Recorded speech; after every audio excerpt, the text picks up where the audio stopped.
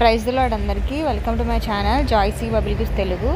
ఈరోజు మనం ఈ వీడియోలో రోమన్స్ 11th చాప్టర్ చూద్దాం. నేను మీకు ప్రతి క్వశ్చన్కి 10 seconds టైం ఇస్తాను. ఆ టైంలో మీరు కూడా ఆన్సర్ చేయండి, లేదు అంటే వీడియోని పాస్ చేసి చూడండి. ఫస్ట్ క్వశ్చన్, ప్రభువా, వారు నీ ప్రవక్తలను చంపిరి, నీ బలిపీఠములను పడగొట్టిరి, నేనొక్కడనే మిగిలి ఉన్నాను, నా ప్రాణము తీయి చూచుచున్నారు అని ఇశ్రాయేలునకు విరోధముగా దేవుని ఎదుట వాదించుచున్నది ఎవరు?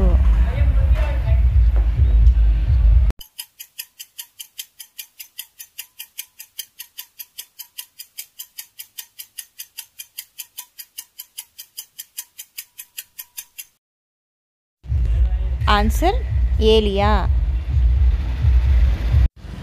సెకండ్ క్వశ్చన్, బయలుకి మోకాళ్ళునని ఎంతమంది పురుషులను నేను శేషంగా ఉంచుకున్నాను అని దేవోక్తి చెప్పుచున్నది?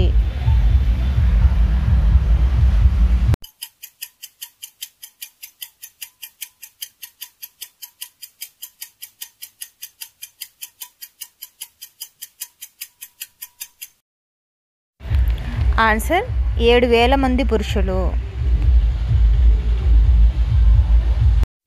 నెక్స్ట్ క్వశ్చన్, ఎవరికి నేటి వరకు దేవుడు నిద్రమత్తుగల మనస్సును, చూడలేని కన్నులను, వినలేని చెవులను ఇచ్చి ఉన్నాడని వ్రాయబడి ఉన్నది?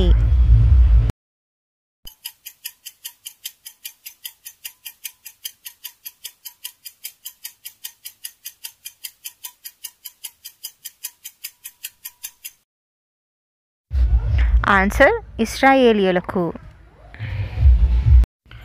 నెక్స్ట్ క్వశ్చన్, ఎవరికి రోషం పుట్టించుటకై ఎవరి తొట్టుబాటు వలన అన్యజనులకు రక్షణ కలిగెను?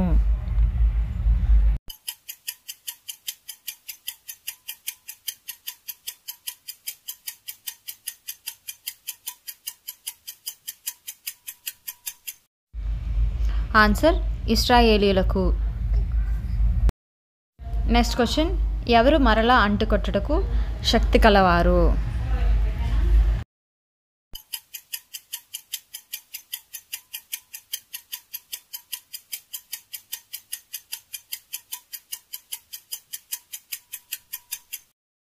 ఆన్సర్ దేవుడు.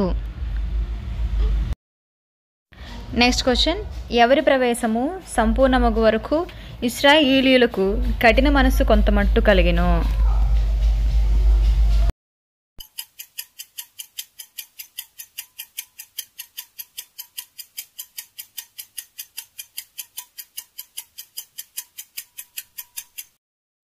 ఆన్సర్ అన్యజనుల ప్రవేశము.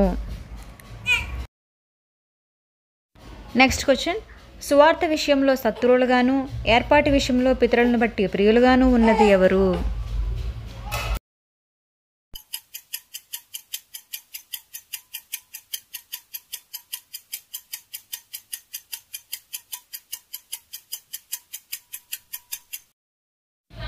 ఆన్సర్ ఇశ్రాయేలీయులు. నెక్స్ట్ క్వశ్చన్, అందరి ఎడల కరుణ చూపవలెనని దేవుడు అందరినీ ఏ స్థితిలో మూసివేసి బంధించి ఉన్నాడు?